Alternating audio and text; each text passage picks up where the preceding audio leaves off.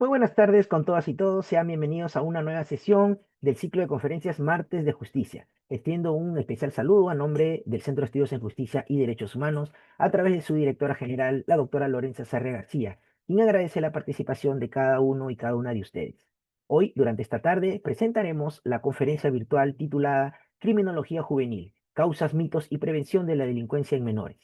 Esta conferencia busca abordar desde un enfoque criminológico las principales causas que llevan a niños, niñas y adolescentes a involucrarse en conductas delictivas, desmontando mitos comunes que estigmatizan a la juventud. Asimismo, se analizarán los factores de riesgo y protección, así como estrategias de prevención eficaces que pueden ser implementadas desde la familia, la escuela, el Estado y la comunidad. El objetivo es promover una comprensión crítica del fenómeno juvenil delictivo y contribuir a la construcción de respuestas integrales basadas en evidencia y con enfoque de derechos. De manera especial, expresamos nuestro agradecimiento a Stephanie León Grajeda, quien hoy nos acompaña como expositora. Stephanie cursa una maestría en Derecho Penal por la Pontificia Universidad Católica del Perú. Es especialista en justicia penal, es columnista del blog Agniño Advocatus. Asimismo, es miembro de gestión académica en B-Lawyer. Muchas gracias, estimada Stephanie, por haber aceptado tan gentilmente nuestra invitación. Estamos muy contentos de que nos acompañes esta tarde.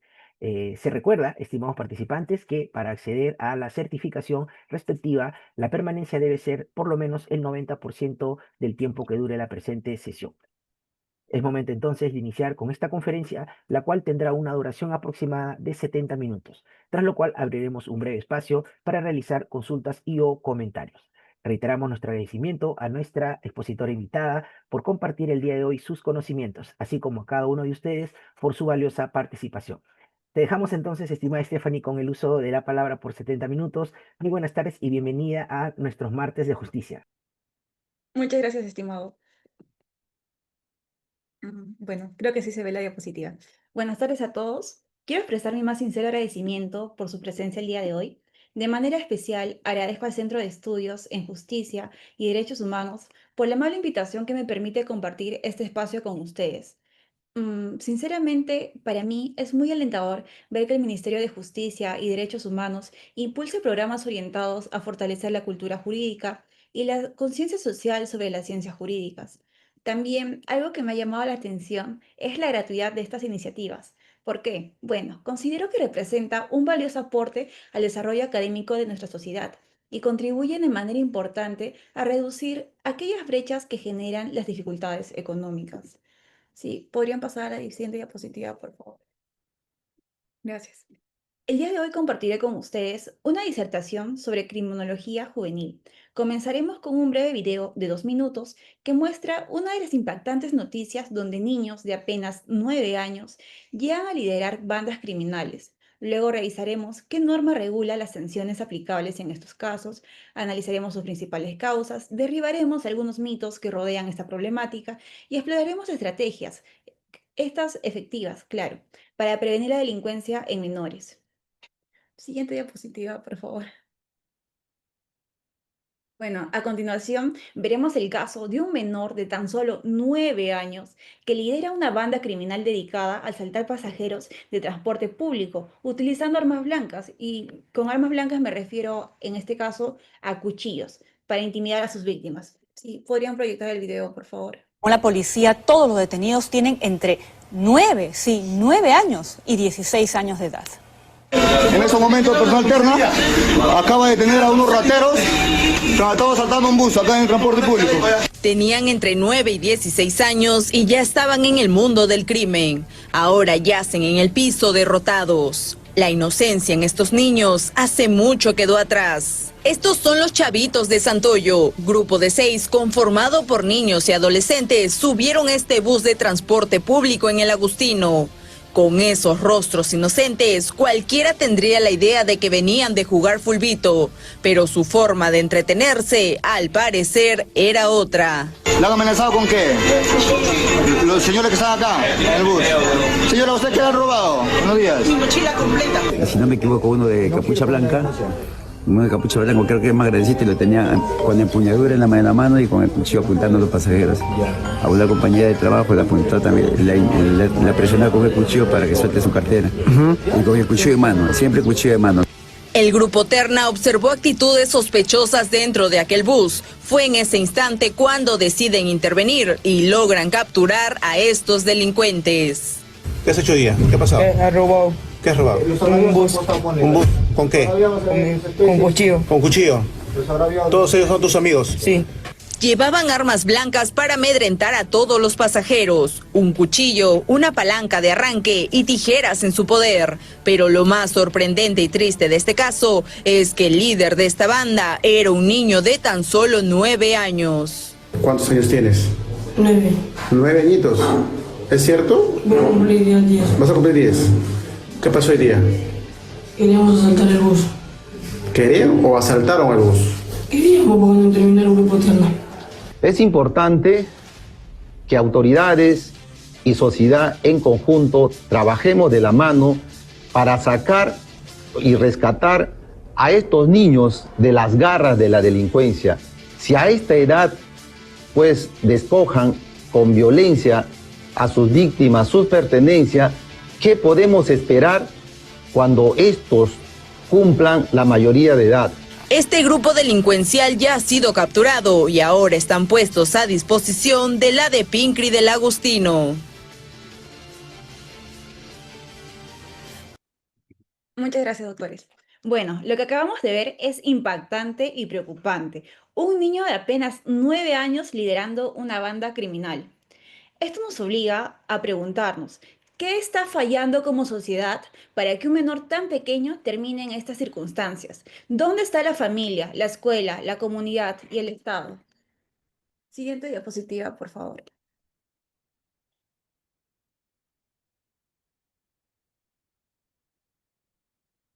Gracias. Ahora bien, surge una pregunta clave. ¿En el Perú se juzga a los adolescentes que cometen delitos? La respuesta es sí. Son juzgados con el Código de Responsabilidad Penal de Adolescentes. Pueden ver la imagen en la diapositiva. Nuestro país cuenta con un sistema de justicia especializada para adolescentes, diseñado no solo para sancionar, sino para ofrecer oportunidades que sirvan de resocialización. Este sistema reconoce que los adolescentes están en una etapa de desarrollo en la que aún es posible reorientar sus conductas. Entonces, otra pregunta que surge es, ¿qué tipo de sanciones contempla este sistema? Las sanciones se dividen en dos categorías. En primer lugar, tenemos las sanciones socioeducativas, que incluyen amonestaciones, libertad asistida, prestación de servicios comunitarios y la reparación del daño a la víctima. Y en segundo lugar, se encuentran las sanciones privativas de libertad, aplicadas únicamente como último recurso, las cuales consisten en el internamiento en centros de reintegración para adolescentes. En el Perú existe una justicia especializada para adolescentes porque ellos se encuentran atravesando un proceso de desarrollo intelectual y emocional distinto al que pasa un adulto. Su capacidad para tomar decisiones maduras y controlar sus impulsos todavía se encuentra en formación. Por eso, este sistema, más que todo, lo que busca es sancionar de manera proporcional y al mismo tiempo brindar oportunidades de reinserción, evitando castigos que puedan afectar negativamente su desarrollo y su futuro. Siguiente diapositiva, por favor.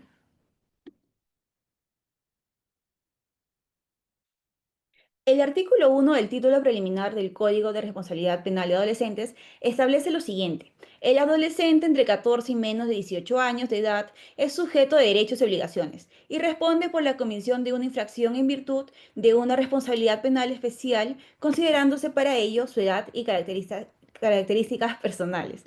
Bueno, ¿qué significa esto en palabras simples? Que un adolescente que comete un delito sí responde por sus actos, pero lo hace bajo un régimen especial distinto al de los adultos.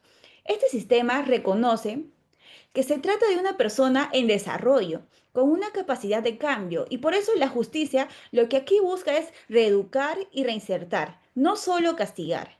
Siguiente diapositiva, por favor. Bueno, los que se encuentran presentes y son estudiantes de Derecho o juristas deben saber que el 10 de mayo del 2025 se publicó en el Diario del Peruano la Ley 32.330, que modifica este artículo. Y ahora El artículo también señala lo siguiente: si el adolescente tiene entre 16 y menos de 18 años y comete los delitos señalados en el numeral 2 del artículo 20 del Código Penal, se le aplicará responsabilidad penal ordinaria. ¿A qué delitos nos referimos? A conductas de alta gravedad, como homicidio calificado, secuestro, sicariato, extorsión, violación sexual, terrorismo y narcotráfico. Esto significa que para estos casos específicos, el adolescente es juzgado con las mismas reglas que un adulto, dada la extrema gravedad de los hechos. Siguiente diapositiva, por favor. En pantalla pueden observar el pronunciamiento de UNICEF del 8 de noviembre de 2024, donde advertimos que desde la aprobación del dictamen de la ley, porque es 8 de noviembre de 2024, para esta fecha todavía no se promulgó la ley, que fue este año, esta desde su dictamen ya era un grave riesgo para la sociedad. Las críticas han provenido tanto de diversos sectores como nacionales e internacionales, pero pese a todo, el Congreso y el Poder Ejecutivo decidieron ignorarlas. El día de hoy se permite que adolescentes de 16 y 17 años sean juzgados como adultos por delitos graves, lo que lamentablemente evidencia una respuesta extrema ante la incapacidad del Estado para prevenir el crimen desde sus causas. Es cierto que existen adolescentes involucrados en delitos violentos, como vimos en el video que les compartí. Sin embargo, tenemos que recordar que en la mayoría de casos, estos jóvenes son utilizados como herramientas por mafias y bandas organizadas. Llevamos años conviviendo con esta problemática. El enfoque represivo que consagra esta ley en realidad no resuelve nada, solo posterga y endurece una tragedia que el país no se ha atrevido a enfrentar con inteligencia. La verdadera solución está en la prevención, como veremos más adelante en algunas estrategias que he traído para compartir con ustedes. Entonces, bueno, cada noticia sobre hechos delictivos cometidos por menores de edad, que vemos prácticamente a diario, nos invita a cuestionarnos. Primero, ¿dónde está el apoyo del Estado a las familias vulnerables que crían a sus hijos en contextos violentos? Segundo, ¿dónde están las escuelas que enseñan valores, brindan acceso a oportunidades reales y generan espacios culturales seguros? Y por último, que también me cuestiono, ¿por qué exaltamos biografías de criminales en los medios de comunicación mientras silenciamos a los referentes positivos? En las noticias todos los días vemos adolescente comete un delito o adulto, diversos, pero logros de niños, de adolescentes, no es tan frecuente verlo, lo cual debería ser al revés. Sin una política educativa eficiente y coherente, la adolescencia seguirá siendo blanco fácil del crimen. Actualmente, la Defensoría del Pueblo ha presentado una demanda de inconstitucionalidad contra esta ley, la cual ya fue admitida y tiene altas posibilidades de prosperar. Si ello ocurre, la norma sería derogada, evidenciando la falta de criterio técnico y jurídico del Congreso, que legisla al calor del populismo punitivo, sin planificación ni conciencia de cuáles serían las verdaderas consecuencias sociales.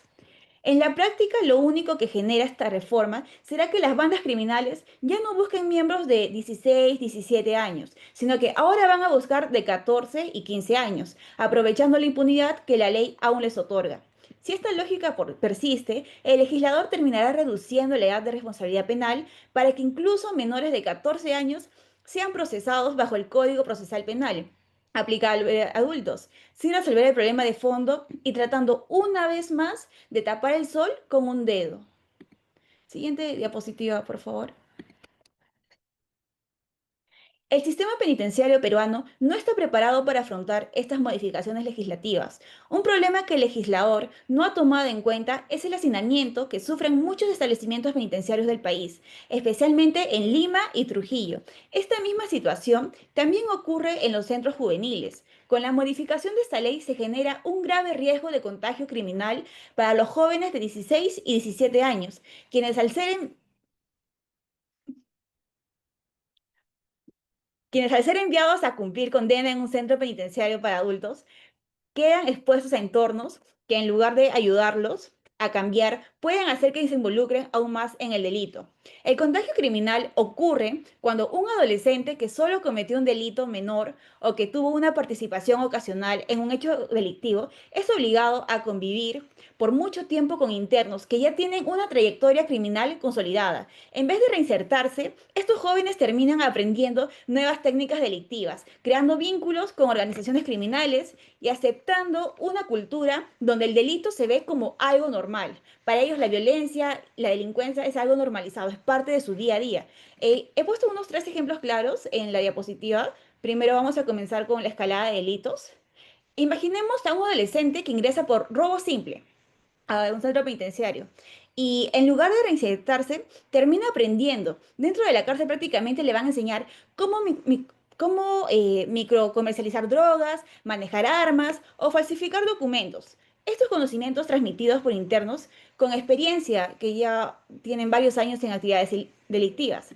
Para muchos adolescentes la cárcel deja de ser un espacio de corrección y se convierte lamentablemente en una escuela del delito. Esto nos demuestra que sin un enfoque de reinserción real, la cárcel no corrige, sino que perfecciona el delito.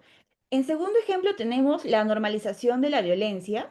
Bueno, cuando un adolescente vive diariamente en un entorno hostil como la cárcel, se va acostumbrando a ver la violencia como parte de la vida diaria. Peleas, amenazas y abusos se vuelven algo común. Con el tiempo, el joven comienza a creer que la violencia es un medio legítimo de supervivencia, debilitando cualquier intención de reintegración social. Pensemos en un adolescente internado por hurto simple. Al convivir con internos que resuelven cada conflicto con golpes o amenazas, aprende que para sobrevivir debe sí o sí reaccionar igual, con violencia o con amenazas. Cuando sale en libertad, entonces, va a repetir este patrón que ha aprendido en la cárcel, usando la violencia en su vida cotidiana porque lo considera normal. Entonces, cuando la violencia se convierte en rutina, la reinserción deja de ser un objetivo y la agresión se transforma en un modo de vida. Siguiente diapositiva, por favor. Como último ejemplo tenemos a las redes criminales. ¿Afectamos a los adolescentes con esta ley?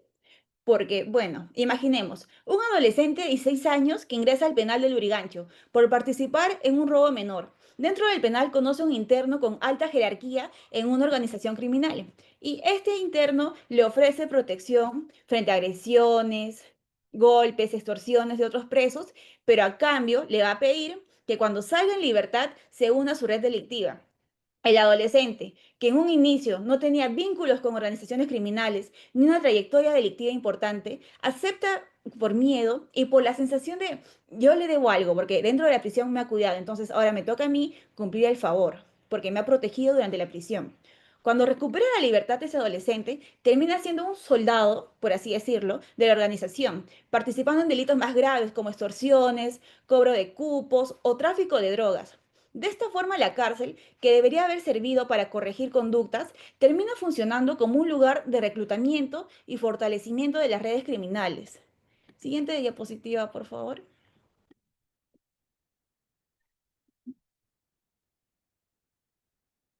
Gracias.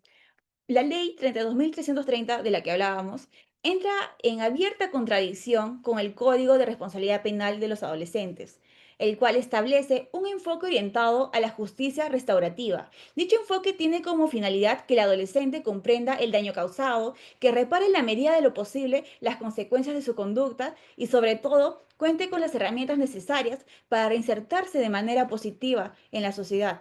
Sin embargo, al trasladar a adolescentes de 16 y 17 años a un sistema penitenciario diseñado para adultos, la norma abandona este principio fundamental y prioriza el castigo sobre la reintegración. Entonces, este cambio de paradigma reduce las oportunidades de educación, también el acompañamiento psicológico y el desarrollo de habilidades socioemocionales que son esenciales para romper estos ciclos delictivos. Siguiente diapositiva, por favor. UNICEF señala también que los delitos cometidos por adolescentes deben tratarse con un enfoque integral que combine la seguridad con la protección de sus derechos y el acceso a oportunidades que les permitan cambiar su vida. ¿Por qué? Porque una respuesta únicamente punitiva, es decir, centrada solo en castigar y llevar a juicio, no resuelve el problema. Al contrario, muchas veces mantiene y repite los ciclos de violencia y exclusión social. Por eso UNICEF recomienda dar prioridad a la prevención y reintegración antes que a la criminalización y al encarcelamiento. ¿Y cómo podemos hacerlo? Aquí sus principales recomendaciones que pueden ver en la pantalla. Primero, implementar políticas de prevención y crear oportunidades reales que reduzcan el riesgo de que un adolescente vuelva a delinquir. Segundo, usar la privación de libertad solo como último recurso y durante el menor tiempo posible. Tercero, prevenir y sancionar el reclutamiento de niños y adolescentes por bandas criminales, tratándolos como víctimas y no como culpables. Cuarto, sustituir la política de mano dura por programas que fortalezcan la educación, el apoyo familiar y el empleo juvenil. Quinto, invertir en familias fuertes y en programas que fomenten la permanencia en la escuela y también den mayor acceso al trabajo. Sexto, promover actividades de tiempo libre saludables como deporte, artes marciales, arte, música, espacios comunitarios que fortalezcan valores positivos. Séptimo, asegurar la protección y acompañamiento de los adolescentes con adultos referentes y apoyo psicosocial que garantice su reintegración y desarrollo comunitario. El objetivo en realidad no es solo castigar, sino romper el círculo. Eso es lo que más nos importa, romper el círculo de la delincuencia y darles a los jóvenes una verdadera oportunidad de cambio. Siguiente diapositiva, por favor. En los últimos 25 años, los estudios han detectado un aumento de la delincuencia juvenil en prácticamente todos los países de Latinoamérica.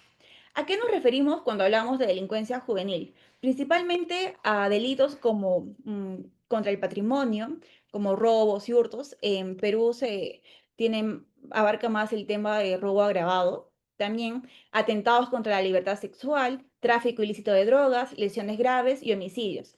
Estos delitos no solo son los más comunes en la región de Latinoamérica, sino que también en el país. De hecho, entre los años 2016 y 2022, la mayoría de adolescentes que cumplieron medidas socioeducativas en centros juveniles de diagnóstico y rehabilitación estaban involucrados precisamente en esas conductas, según datos del INEI y la encuesta Indaga. Esto nos muestra algo importante. Necesitamos analizar con mayor profundidad por qué ocurren estos delitos y qué características tienen para poder diseñar mejores estrategias de prevención y reintegración.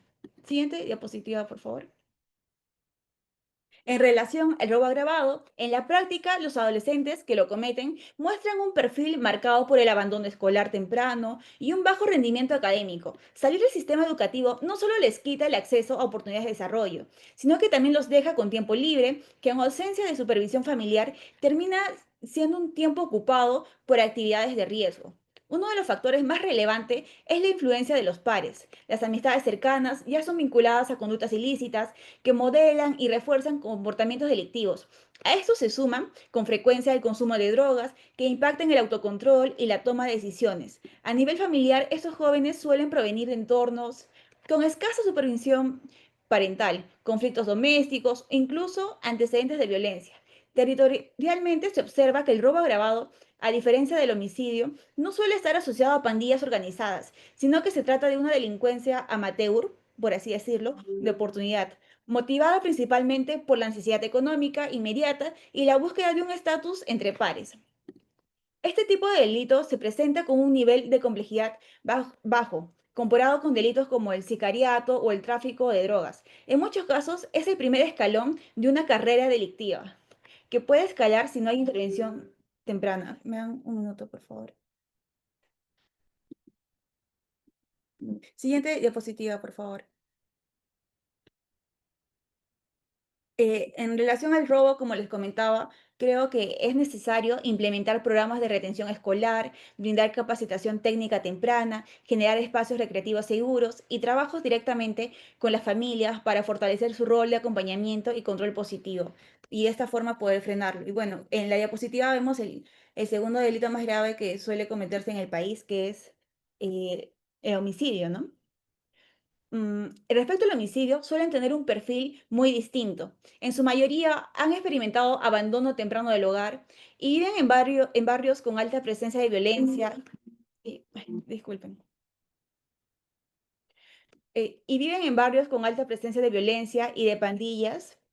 o bandas organizadas. Estos jóvenes han normalizado la violencia como forma de resolver conflictos y en muchos casos se ven envueltos en disputas por control territorial o en actividades de sicariato. La ausencia de una estructura familiar sólida y la presencia de referentes negativos en su entorno refuerza esta conducta delictiva. Considero que para prevenir esta situación es elemental crear programas de desarticulación de pandillas, mediación de conflictos comunitarios, acompañamiento psicosocial a familias vulnerables y programas de reinserción social para los jóvenes. También es importante el acceso a educación, deporte y empleo, que los ayude a poder tener una forma de desvincularse de los entornos criminales. Siguiente diapositiva, por favor. Mm. Violación sexual, sí, gracias. Por otra parte, el perfil de los adolescentes que cometen delito de violencia sexual es diferente al de los otros tres delitos. En estos casos, no siempre hay un historial delictivo previo, ni una fuerte relación con pandillas o el consumo de drogas. Lo que sí se observa con frecuencia son antecedentes familiares complejos, como violencia contra la madre, maltrato infantil, negligencia o haber crecido en un ambiente hipersexualizado. Muchas veces, estos adolescentes fueron víctimas o testigos de violencia en su infancia y reproducen patrones que no han sido trabajados psicológicamente.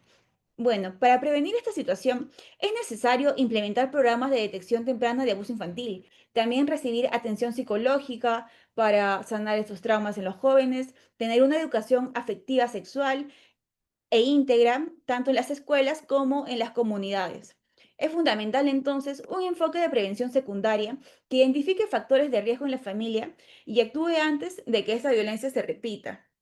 Siguiente, por favor. Asimismo, en relación al delito de tráfico ilícito de drogas, debo comentar que el perfil no es tan homogéneo como hemos comentado en los anteriores delitos. La motivación principal suele ser económica, ya que los adolescentes ven en esta actividad una manera rápida de generar ingresos, especialmente en contextos donde las oportunidades laborales son lamentablemente escasas.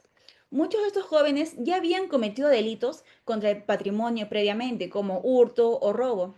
Antes de involucrar, incluso antes suelen también, mm,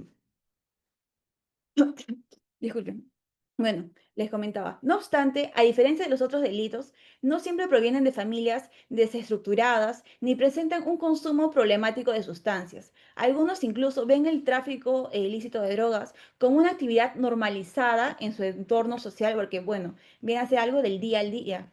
La prevención en este caso es ofrecer oportunidades económicas legales mediante capacitación laboral, emprendimientos y programas de reinserción laboral juvenil. También se necesita trabajo comunitario para cambiar la percepción del narcotráfico como una alternativa económica viable, mostrando sus consecuencias legales y sociales. Estos hallazgos nos enseñan que no todos los adolescentes infractores son iguales y que cada delito tiene factores de riesgo diferentes. Por eso, la prevención debe ser focalizada y basada en evidencia, reforzar la educación, oportunidades laborales, combatir la violencia organizada, sanar traumas familiares y ofrecer alternativas económicas reales. Solo así vamos a poder reducir la delincuencia juvenil y ofrecer a nuestros jóvenes, niños, adolescentes, un camino distinto. Siguiente diapositiva, por favor. Si bien en el cuadro anterior no he incluido el delito de extorsión, considero que es importante mencionarlo porque lamentablemente es una realidad que vemos todos los días en las noticias. Lo más preocupante es que este delito también es cometido por menores de edad. Por ejemplo, en Trujillo, la Fiscalía consiguió el internamiento preventivo de un grupo de adolescentes acusados de extorsionar a comerciantes locales. Ellos operaban enviando mensajes amenazantes a las víctimas, exigiendo dinero a cambio de integridad y una buena salud a los negocios. Este caso muestra cómo algunos adolescentes no solo participan en delitos menores, sino que llegan a involucrarse en redes delictivas peligrosas y organizadas, donde son usados como herramientas para intimidar y obtener dinero de manera ilegal. Entonces, la extorsión ya no es solo un delito de adultos, ahora también atrapa a los adolescentes, exponiéndolos a un ciclo de violencia y crimen del que es difícil salir. Siguiente diapositiva, por favor. Ahora quiero que hagamos una pausa y pensemos en algo. ¿Qué es lo primero que se nos viene a la cabeza cuando escuchamos delincuencia juvenil? Seguramente surgen frases como los jóvenes delinquen porque quieren, o los detienen y los jueces los sueltan, o incluso si ya cometieron un delito, jamás van a cambiar, siempre van a ser así. Estos son mitos muy comunes, lamentablemente. Tenemos ideas que hemos escuchado en la calle, en las redes sociales e incluso quizá en conversaciones familiares o con la familia. Entonces, en este momento vamos a romper estos mitos uno por uno y descubrir la verdad que nos muestran los estudios y la experiencia de quienes trabajamos con adolescentes. Los invito a escuchar con la mente abierta porque lo que vamos a ver ahora puede cambiar la forma en la que entendemos a nuestros jóvenes y la forma en que creemos que funciona la justicia juvenil. Siguiente diapositiva, por favor. El primer mito que observaremos es el siguiente. Para frenar la delincuencia juvenil hay que juzgar a los adolescentes como si fueran adultos. Solo así entenderán la gravedad de sus actos y se reducirá el crimen. Bueno, en realidad en el Perú, el Código de Responsabilidad Penal de Adolescentes reconoce que los jóvenes entre 14 y 18 años están en una etapa de desarrollo emocional y cognitivo distinta a la de los adultos. Aplicarles el Código Procesal Penal de Adultos, como menciona la Ley 32.330, no resuelve para nada la delincuencia. Por el contrario, aumenta el riesgo de reincidencia y el contagio criminal, pues los adolescentes terminan en prisiones con adultos que tienen mayor experiencia delictiva. Entonces, la justicia juvenil busca reeducar y reinsertar al adolescente con sanciones proporcionales como servicios comunitarios, libertad asistida o internamiento especializado como último recurso. Experiencias internacionales y nacionales demuestran que endurecer penas no reduce el delito juvenil. Lo que funciona en la práctica son programas de prevención, apoyo familiar, educación y reinserción laboral. Siguiente diapositiva, por favor. Tenemos como segundo mito, el problema de la delincuencia juvenil se resuelve con penas más largas y encarcelando a todos los adolescentes que cometen delitos.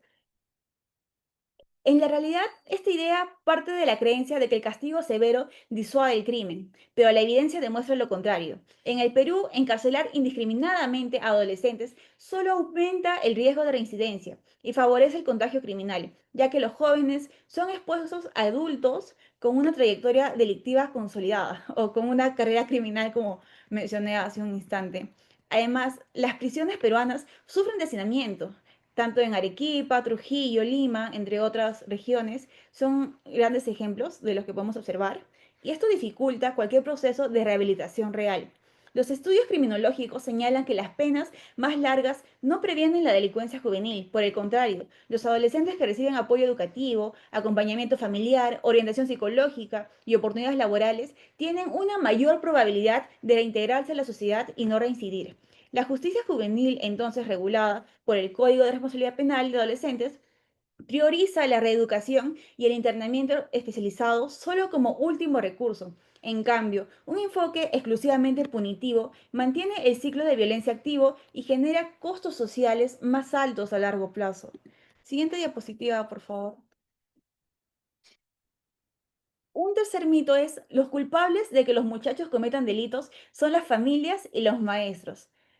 Aunque si bien los padres y educadores tienen responsabilidad de orientar a los niños y adolescentes hacia una convivencia más saludable, su labor se desarrolla en condiciones muy complejas como exclusión e inequidad social, falta de empleo, entornos comunitarios sin oportunidades y esfuerzos a la violencia, así como medios de comunicación que exaltan la violencia como forma de resolver conflictos y una creciente presencia de armas y drogas en el día a día. Por ejemplo, pensemos en un adolescente que vive en un barrio con altos niveles de violencia. Sus padres, a pesar de ser muy preocupados por él, deben trabajar largas jornadas para sostener el hogar. Sus maestros son comprometidos con su labor, cuidan siempre de los alumnos e intentan guiarlos, pero pese a todo lo comentado, el entorno social carente de oportunidades y expuesto a la violencia puede arrastrar a estos jóvenes a situaciones de riesgo, como involucrarse con pandillas. Entonces, me pregunto, ¿es justo culpar únicamente a su familia o a sus profesores? Considero que no, porque el problema va mucho más allá de ellos.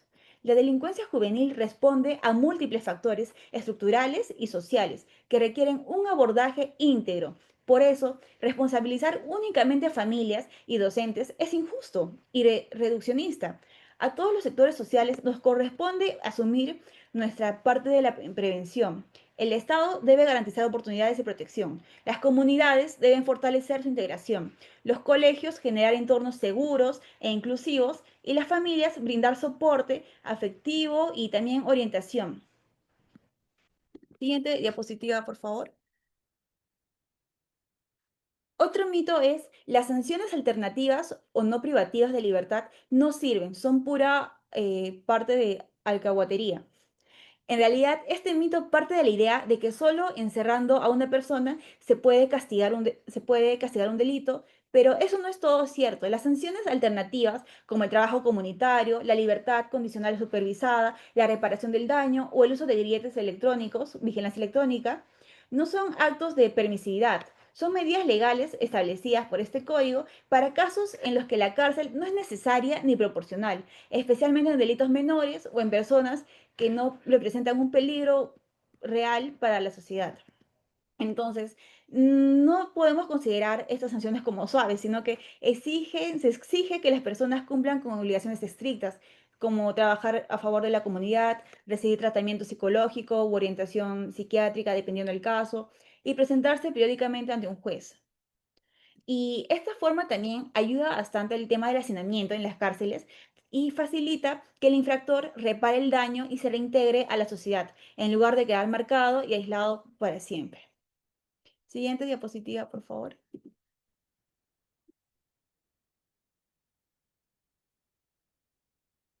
Mm, eh, Disculpe, doctor Jimmy, ¿cómo vamos con el tiempo?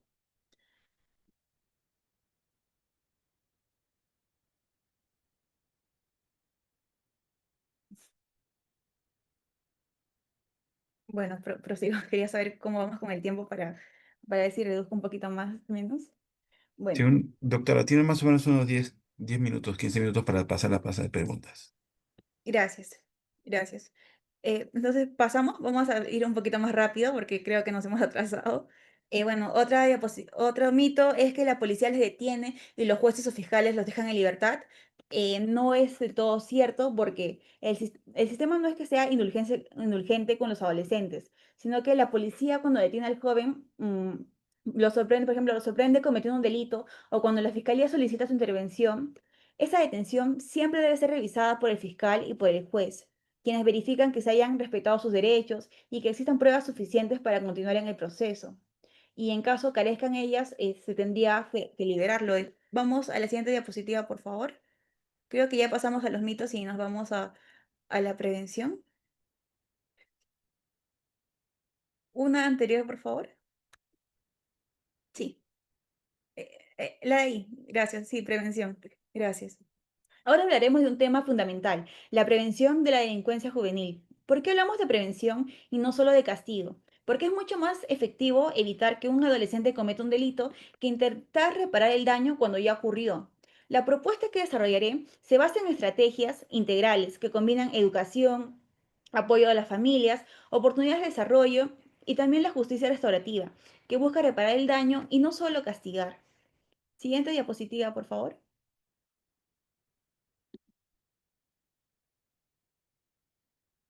Cuando hablamos de delincuencia juvenil, no basta con mirar solo los delitos que ya ocurrieron. La prevención se construye entendiendo por qué algunos adolescentes son más vulnerables y qué podemos hacer para apoyarlos antes de que lleguen al sistema penal. A esto los llamamos factores de riesgo y factores de protección. Primero vamos a ver los factores de riesgo. Aquí está primero la violencia intrafamiliar.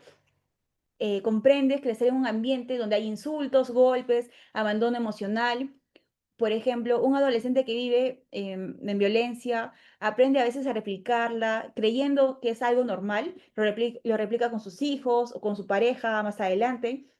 También está el abandono de estudios, las pandillas, el consumo de drogas y alcohol y el uso inadecuado de Internet y redes sociales. Hoy el riesgo no solo está en la calle. Muchos adolescentes son víctimas de ciberacoso, de captación por redes de trata o de influencias violentas y delictivas online. La tecnología puede ser una herramienta increíble de aprendizaje, pero mal usada puede ser un factor de riesgo poderoso.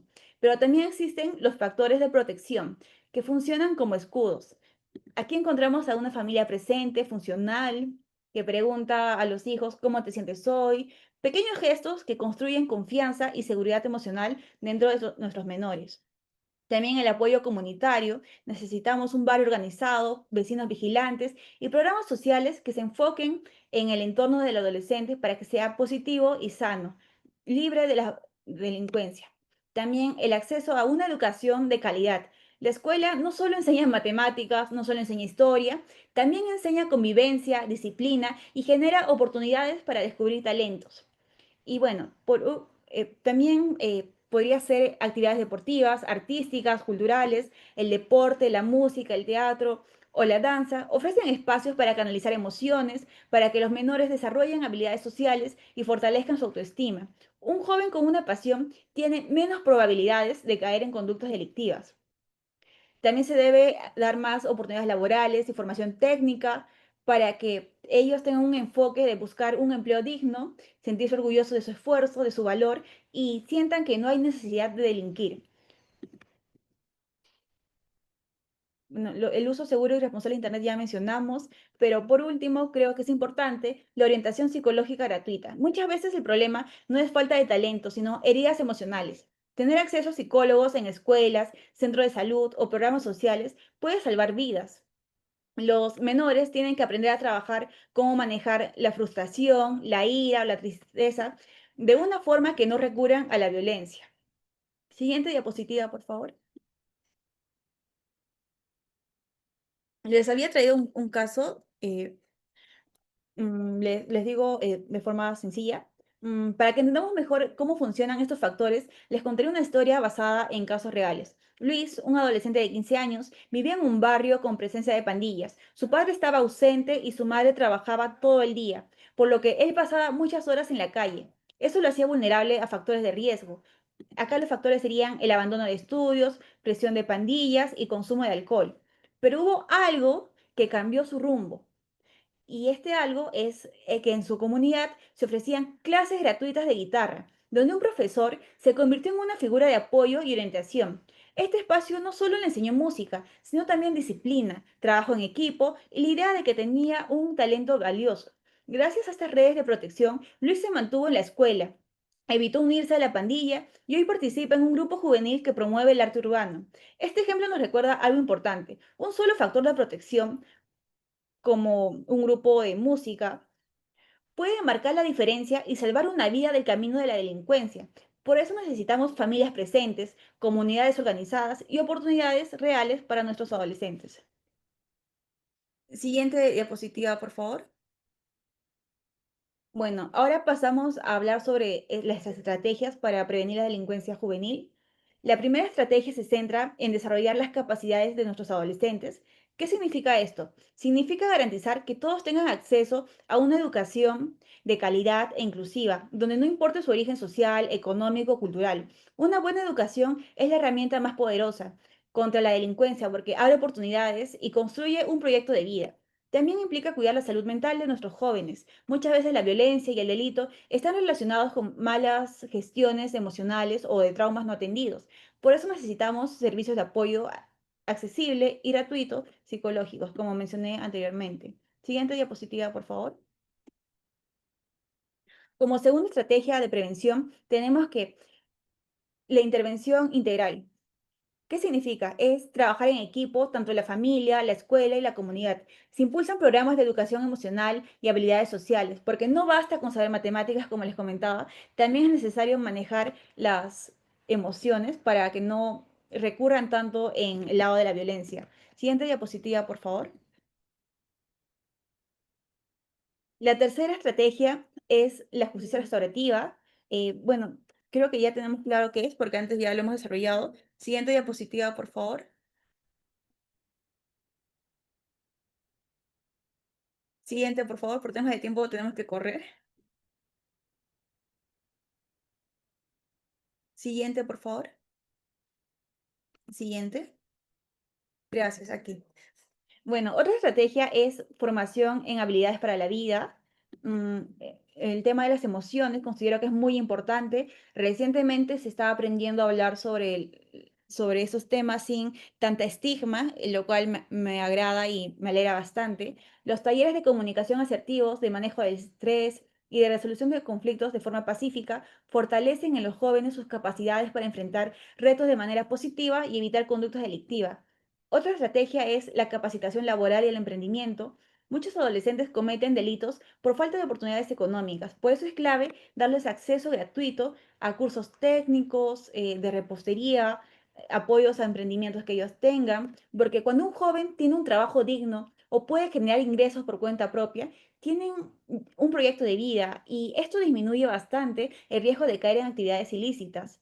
Siguiente, por favor.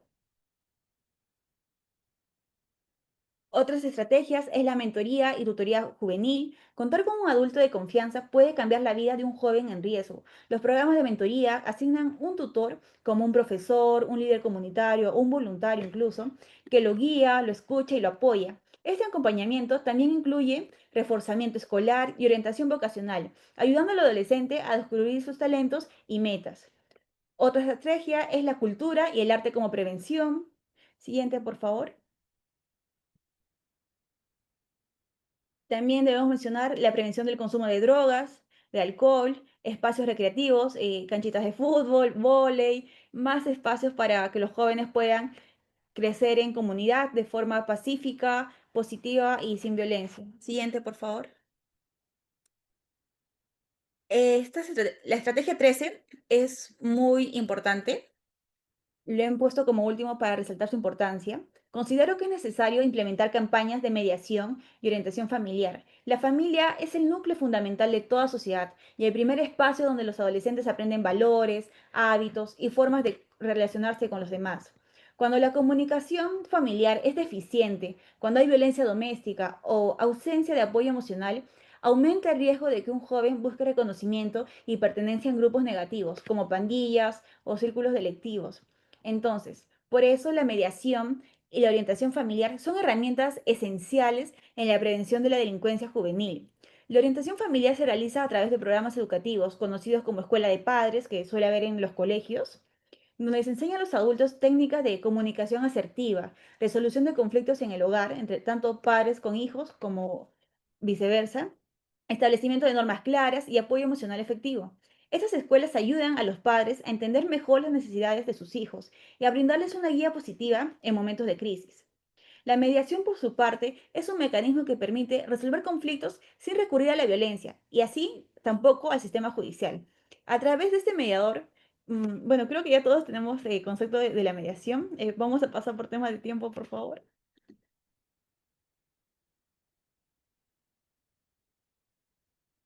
Ya estamos por culminar. Dentro de la investigación que hice para la ponencia de hoy, he encontrado el programa Barrio Seguro. Es una política pública peruana creada en el año 2017 e impulsada por el Ministerio del Interior. Su objetivo principal es prevenir y reducir el crimen y la violencia en las zonas más vulnerables del país. Y bueno, ¿cómo lo hace? Con un enfoque integral que no se queda solo en el aspecto policial, sino que también incluye educación, cultura y desarrollo social. Además, promueve la participación activa de la comunidad, los gobiernos locales y diferentes instituciones del Estado, porque la seguridad, como les decía, no es tarea solo de una entidad, sino es un esfuerzo conjunto entre todos. Siguiente, por favor.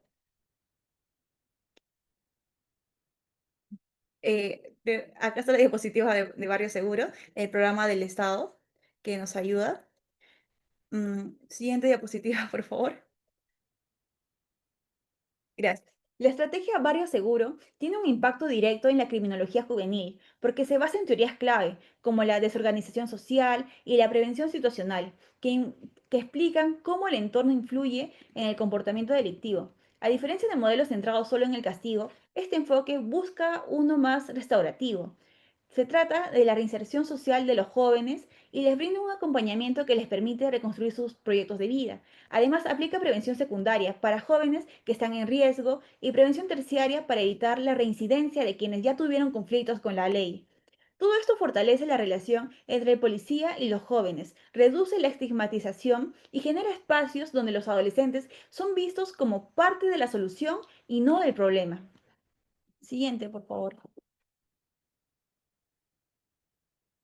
Barrio Seguro ha logrado varios resultados importantes. Ha incrementado la percepción de seguridad en la comunidad donde se implementa, ha fortalecido la cohesión social. Sin embargo, todavía enfrenta desafíos importantes. Necesita asegurar su sostenibilidad financiera y política, fomentar más liderazgo comunitario autónomo que no dependa solo del Estado, sino también vincular acciones de programas de educación y empleo juvenil. Estos retos son fundamentales para que la estrategia no solo tenga resultados a corto plazo, sino que genere un impacto verdadero y duradero en la prevención de la delincuencia juvenil. Siguiente diapositiva, por favor. Con todo lo expuesto nos damos cuenta que, bueno, existe una estrategia multisectorial Barrio Seguro, es cierto, pero no es suficiente, no basta. No basta con trabajar solo desde la seguridad ciudadana. Es necesario que en nuestro país haya más políticas integrales dirigidas a la niñez y a los adolescentes, que no esperen a que el problema ocurra, sino que actúen antes de que un adolescente llegue al sistema penal. ¿Y qué significa esto? Primero, invertir en educación de calidad y garantizar que todos los niños permanezcan en la escuela y se desarrollen con oportunidades reales de aprendizaje. Segundo, atender la salud mental y el apoyo emocional. Muchos adolescentes que cometen delitos han vivido violencia familiar, abandono, consumo de drogas, y eso necesita una atención prioritaria y temprana. Aquí es fundamental el rol de la familia, especialmente de los padres. Ellos son la primera escuela, como les mencionaba.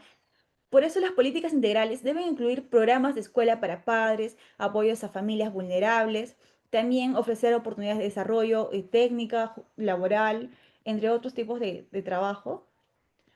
Y bueno, para concluir, Barrio Seguro, como les comentaba, es un avance que tiene el Estado, claro, pero necesitamos complementarlo con políticas integrales para la niñez y el fortalecimiento del rol de los padres. Invertir en esta educación es sumamente importante. Siguiente diapositiva, por favor.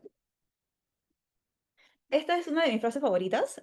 La delincuencia juvenil no es un destino inevitable, es una consecuencia de carencias y oportunidades perdidas. Hoy sabemos que la seguridad no se construye solo con más policías o más cárceles, sino con familias comprometidas, comunidades unidas y jóvenes con oportunidades reales. Si trabajamos juntos, Estado, escuelas, familias y nosotros como sociedad, podemos cambiar historias de riesgo por historias de esperanza. Un joven que estudia, que tiene el apoyo de sus padres y de su comunidad, es un joven que no elige el delito. Mi invitación final es esta. Confiemos en nuestros jóvenes, invirtamos en su educación, su bienestar y su futuro, porque cuando ellos ganan, ganamos todos. Y cuando una comunidad crece segura, crecemos como país. Siguiente y última diapositiva, acá ya acabamos. Y bueno, quiero acabar esta ponencia sembrando un granito de esperanza, recordando que no todo es oscuridad. También hay adolescentes que brillan con su talento. Un ejemplo es Santiago Mena, el escritor peruano más joven, con solo 16 años. Él desarrolló su talento en el programa de atención educativa para niños con facultades talentosas sobresalientes. Su pasión por la lectura y la escritura nos inspira y demuestra por qué vale la pena seguir apostando por una educación de calidad y por nuestros jóvenes. Confiemos en ellos, trabajemos con ellos, porque cuando los adolescentes crecen con oportunidades, toda la sociedad gana. Muchas gracias por su tiempo y por estar aquí presente. Muchas gracias, Stephanie, por tu presentación didáctica, ponencia. La verdad que te agradecemos mucho por habernos acompañado. Asimismo, agradecemos a las más de 1.500 personas que están conectadas en la sesión de esta tarde en los martes de justicia. Rápidamente, quiero compartirte algunas de las inquietudes que nos han compartido también, asimismo, las personas que nos vienen siguiendo. A ver, te voy a compartir esta consulta. Estimada doctora, ¿cuáles son las principales causas sociales que influyen en la delincuencia juvenil? Bueno, ya hemos hablado de eso. Para recordar, es el tema de la familia, cuando hay carencias en ellas, no solo carencias de que falta un padre, una madre, sino que a veces los padres pueden estar presentes, pero no se tocan temas emocionales como el rencor, la ira, la tristeza, que pueden llevar a los niños a guardar un poco de violencia y ellos llegan a ejercerlo en el colegio o en la sociedad con sus compañeros de clase, de la calle, sus amigos de barrio, ¿no? También hemos mencionado el tema relacionado a las escuelas, porque claro, las escuelas te pueden enseñar matemática, historia, a la perfección. Puede ser un colegio bilingüe, trilingüe, pero ¿de qué sirve un colegio que nos enseñe todos esos aspectos si es que tiene abandonado la orientación a los padres para resolver conflictos con sus hijos, o la orientación de los alumnos de cómo resolver problemas que suelen haber entre los mismos compañeros? Entre otros factores que ya hemos mencionado, creo que estamos con el tiempo, doctor Jimmy. Sí, voy a compartirte dos consultas más, por favor, Stephanie. Sí, dentro de la respuesta que nos has compartido, ¿existe también algún rol o es importante también el rol que juegan las redes sociales y el acceso al Internet, ¿verdad? Quizás podrías ahondarnos un poquito en ello. Sí, claro. Justamente ese tema es uno de mis favoritos porque ya vivimos, hace años vivimos en un mundo globalizado, donde hay ciberacoso, mm, mediante, los niños mediante juegos infantiles, entre comillas, suelen tener acceso a adultos mayores que fingen tener su edad. Ese entorno es riesgoso porque de esa forma pueden tener reclutamiento de bandas delictivas. Entonces, como propuse, la prevención no solo debe ir a la calle, sino más allá de ella y llegar también al espacio virtual. ¿Y cómo lo lograríamos? Con educación digital, desde la escuela y la familia, para que los adolescentes aprendan a proteger sus datos personales, fotografías y también a detectar los peligros. No, esto no se soluciona solo con quitarles el celular, no. Ellos tienen que aprender a usarlo porque el Internet ya es parte de su día a día. Con la promoción de un uso positivo de la tecnología que fomente el estudio, el emprendimiento digital, el arte y la comunicación saludable, con estas herramientas de control también parental que los padres tienen que aprender y la ciudadanía digital responsable, todo esto es necesario para acompañar a los jóvenes sin invadir su privacidad, derecho que ellos también gozan, y así creamos entornos virtuales seguros, tanto como físicos como en casa, mediante los espacios de Internet y sin hacer que eso se convierta en lugares de riesgo. Gracias, Stephanie. Y bueno, pasando ya a las últimas consultas, ¿qué reformas legales o qué medidas urgentes, a tu criterio, consideras que se requieran, ¿no? Para mejorar la situación de los menores en conflicto con la ley penal?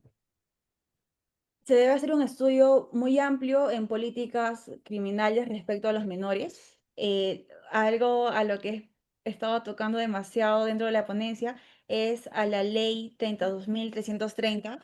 Creo que se debe declarar pronto su inconstitucionalidad, ya que, como hemos mencionado, no se busca tanto con el Código de Responsabilidad Penal sancionar a las personas, a los menores, perdón, o meterlos a todos a la prisión, ¿no? Lo que se trata es más que todo una justicia restaurativa, que no solo se les castigue, sino que se resocialice a los menores, se los reeduque, que cambiemos su mente de violencia a una de esparcimiento sano, saludable. Entonces, para mí prácticamente sería la principal. En vez de ayudarnos a mejorar la lucha contra la delincuencia, estamos retrocediendo.